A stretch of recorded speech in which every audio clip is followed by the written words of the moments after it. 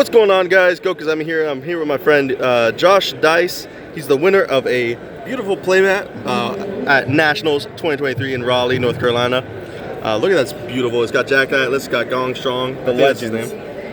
All right, and what did you play today? I took a crack at Kashtira Vanquish Soul, and honestly, I enjoyed the heck out of it. So I'm going to take you through my list on my reasonings and let me know what you think, YouTube. So we're going to start off with the bread and butter of the deck, your 3 Ryzen. He is your main play starter.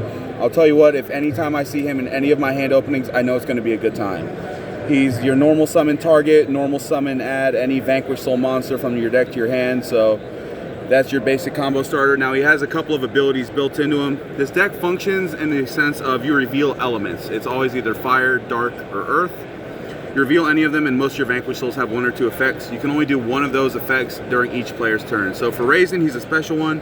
You reveal a fire, he can't be destroyed by card effects, so sorry Raigeki or whatever else you're playing that hits him, he ain't coming here today.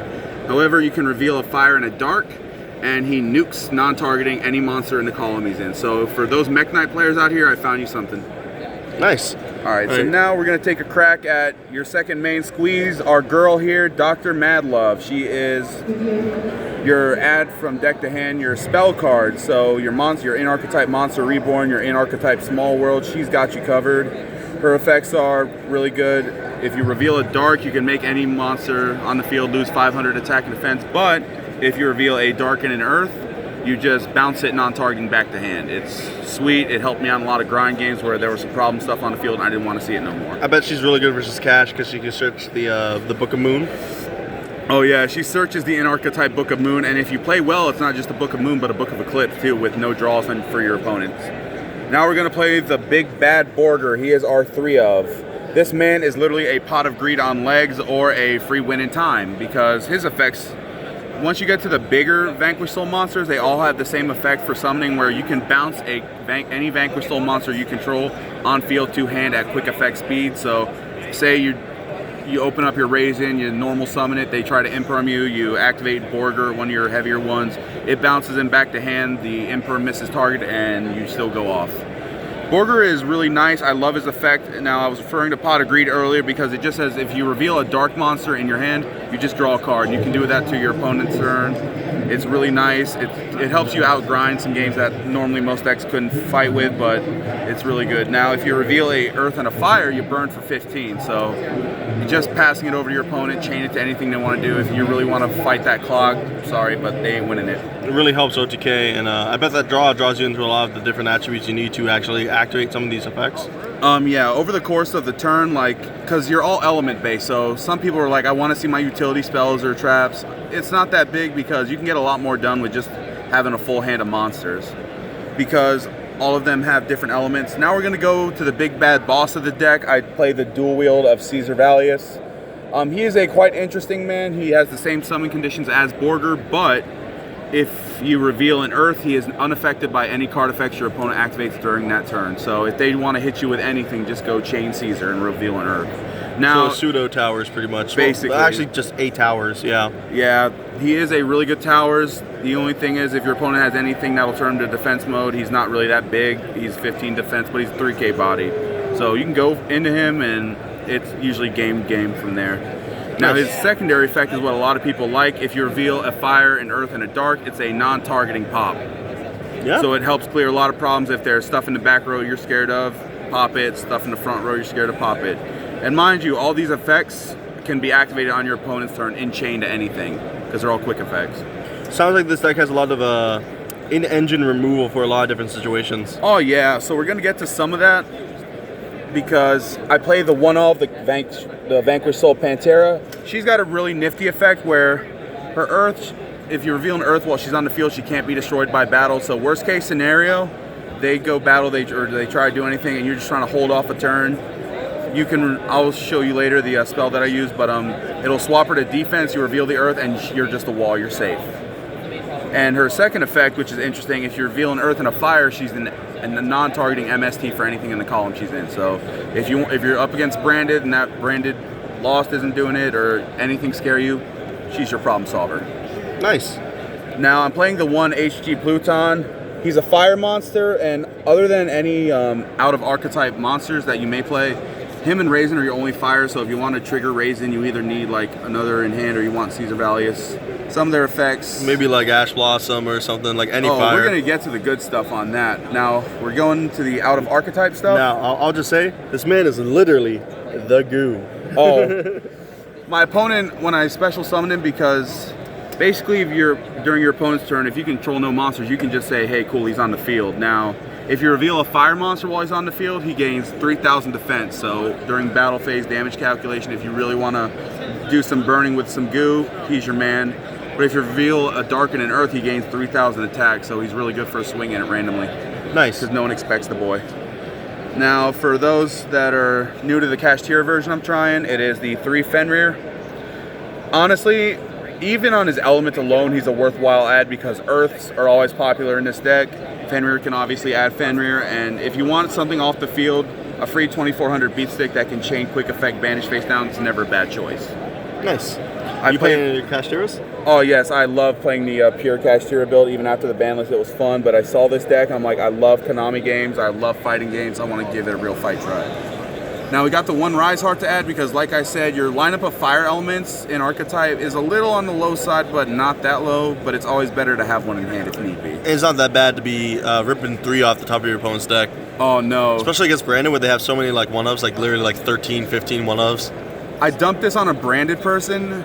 I was doing them in game 2 and it was just unfortunate, but the 3 banishes they end up putting face down were all 3 of their branded fusions, so you love to see it.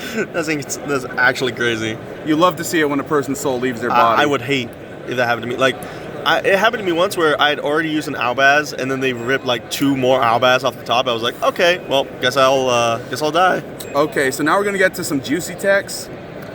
The double Ash Blossom, and I know everyone's like, wait, Ooh. but I know juicy. But I say it's juicy because most people always run the 3F package, but I want a little bit more elemental variation. So if you draw like one more of like all same of one element, you're kind of, unless you can pull some crazy shenanigans, you're kind of out in the open. But Ash is never a bad pickup in anything. I got my girl Goes Bell.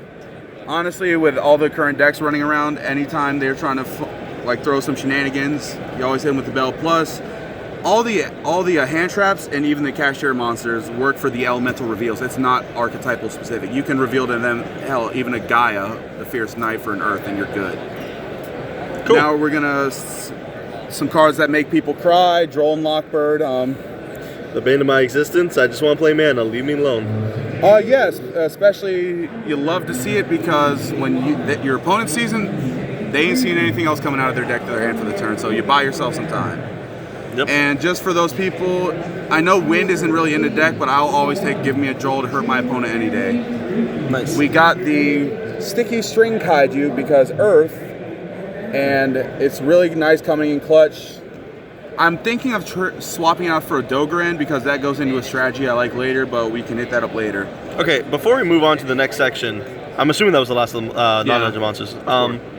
Before we move on, I just want to ask, how do you feel about Bestials in this version of the deck?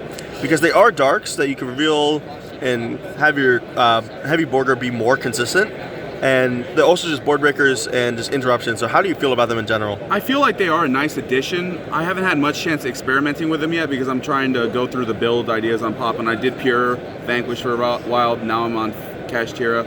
I'll probably look into doing that build next. But I see it has a lot of potential. The elements match up well. The only thing that I would say maybe might hurt it in a sense is some of your Vanquish souls are dragons, and I've seen a lot of main deck people here having Tikbu, and there can be only one, and that does hurt because they do help break boards, but your guy Caesar here likes to go for game. Yeah. And I play cards on my side that allow me to break board a lot easier, and they're just more generic. I feel like if you're really down for it, then you can try it, but you risk throwing off your Vanquish Soul Core. Cool. Also, I just wanted to ask, how do you feel about Kurikara? Kurikara Divinit? Yep. I do like it. In the matches I had, most opponents didn't have activated effects that I could really Kurikara off of. They just had floodgates. Okay. So it makes sense that it wouldn't really be as high impact as, say, like a different board breaker like a Dark Ruler?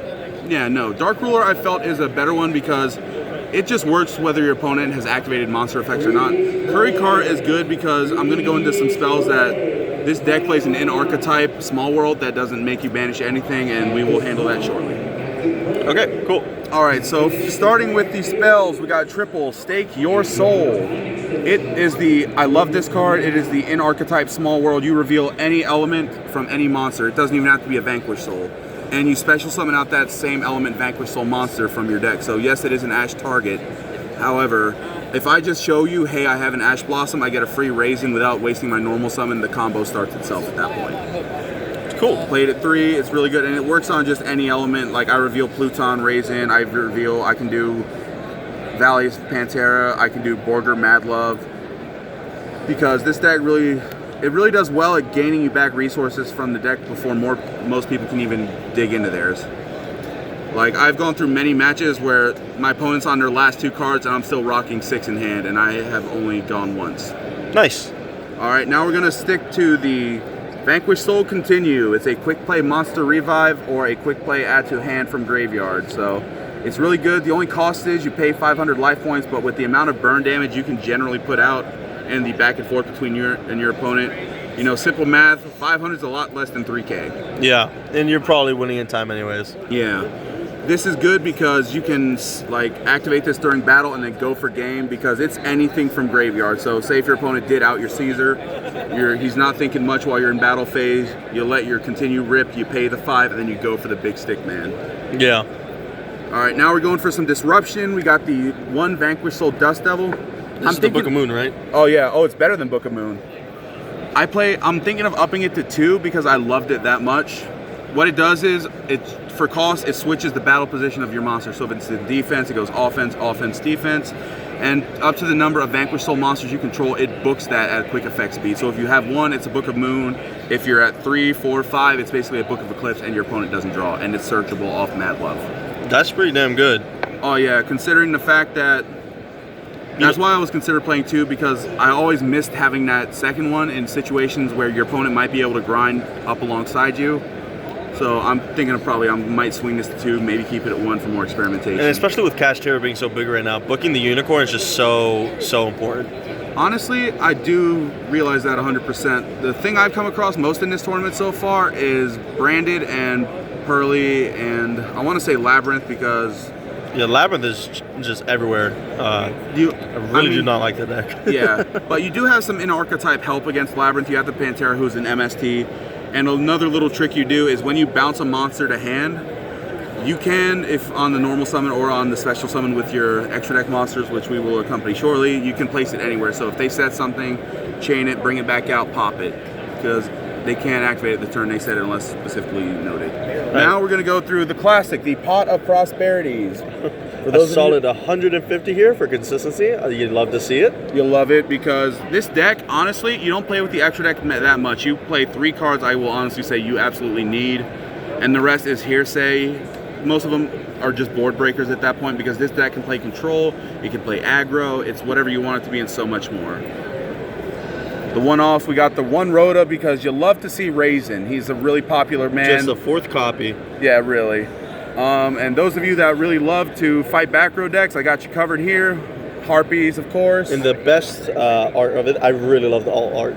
I do. I love the original art that they made in the original Duel Monsters, but I feel like they will never reprint that again. Yeah. For a little bit of insurance, because even though you can dodge some hand traps, I'd rather like the little insurance. Mm-hmm. Now, we're going to play a fun game. It's called How Many Monotype Decks There Are in the Meta. I main deck this. It shuts down so many decks because everyone's just like at the airport. Some people are a little bit racist and they only play either dragons or warriors or winged beasts. Yep, or worms. Yes, I've seen Very some sword popular souls deck. and they have given me trouble. The thing is about this deck, every single monster you see for the most part is different. Your Borger's a machine, your Mad Love's a fiend, your Raisin's a warrior. Heck, your Caesar Valius is a dragon, and your Pantera is a beast warrior, and your Pluton is a zombie. So you can play under this with no problem whatsoever and still go off. Plus, the best feeling I've ever seen is when you go up against Branded and flip that when they have 2 dragons on the field and watch them make the choice of leaving the child behind. Yeah. And then we've got the classic, the Infinite Impermanence. If they make you go second, hit them where it hurts and hit them hard. Yep. Okay, so that does it for the main deck. What do you got for the extra deck? Oh, we got some juicy techs here. Oh, we got some juicy techs? Some juice. We got the sauce boss out here. Show me what you got. Well, the first one is generic. We have the Link 1 of the deck. It's Rock of the Vanquisher. Its basic effect is, as long as you control a Vanquish Soul monster, if your opponent battles you, they have to attack the highest attack monster, which means if you have a bunch of low levels, even if it's just one Caesar Valius and anyone else, they have to attack the Caesar.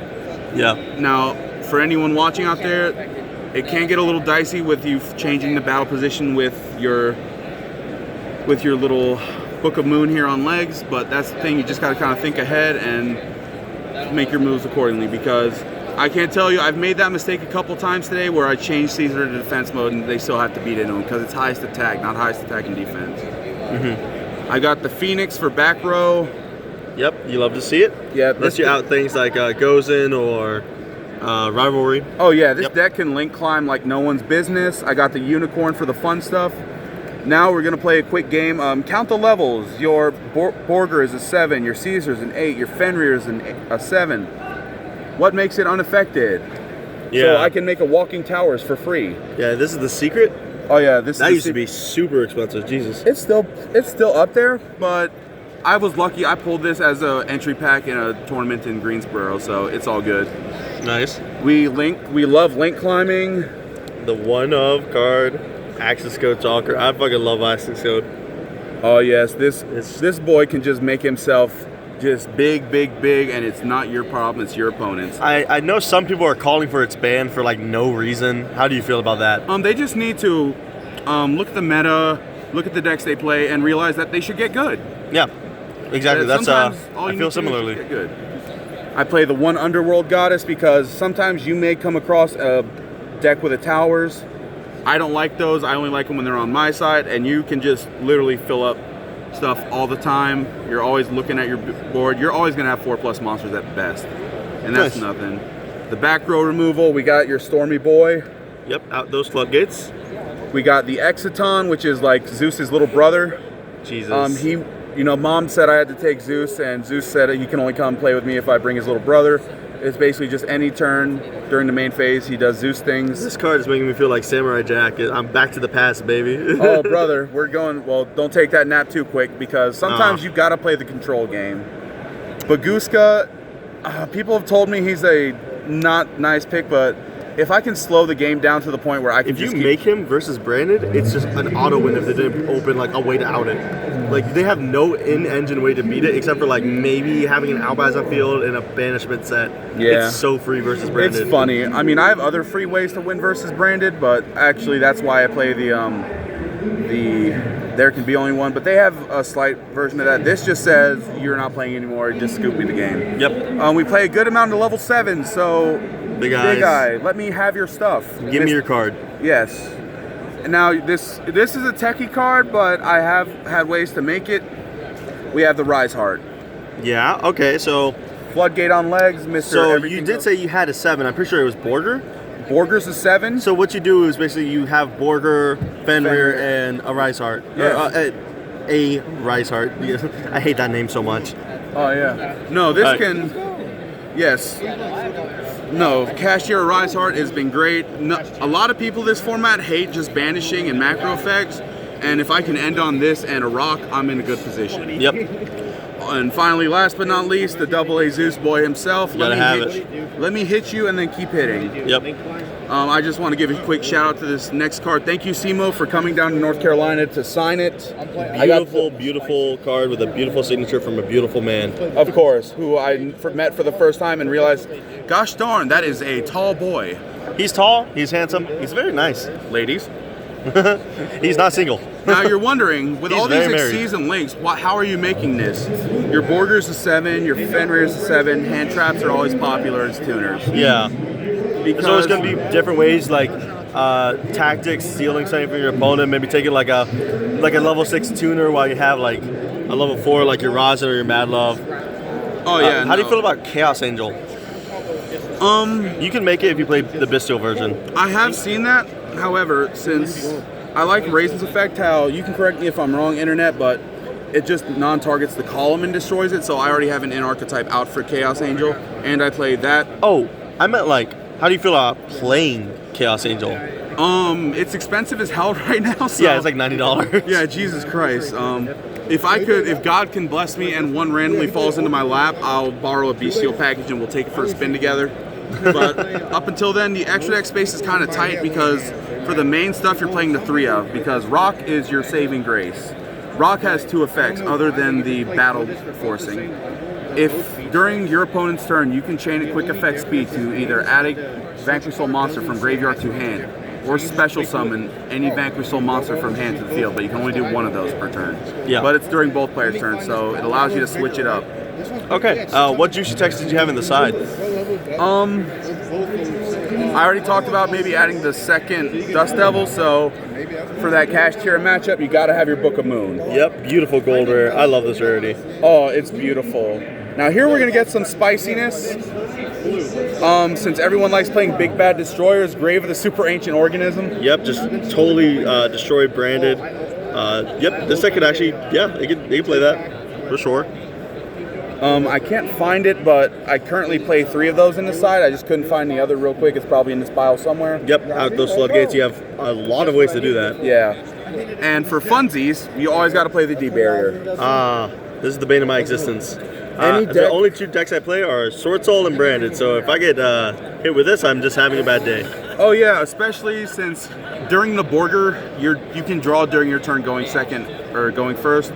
Yeah. I can't tell you how many times I've hit on this or Grave and just been like, thank you, Jesus, and I said it, and you love to see your opponent not have fun. Yeah, for sure. I love to have fun at locals. All my friends and the filmer can attest. It's all about fun at locals, but when you come to an event this size, yeah, fun goes away and it's time to win some prizes, kiddos. It's time to win a mat. Yeah, it's time to win a mat, win your invite, and win a lot of things. Now, the last fun little techie, we talked about board breakers earlier. I think this is the best board breaker in the game. I love making your opponent check 1 card they have like the only child. What I love about this in your side deck and your main deck in general, you have copious amounts of ways to just play through back row decks and play through floodgates. I think that's an amazing call on your part.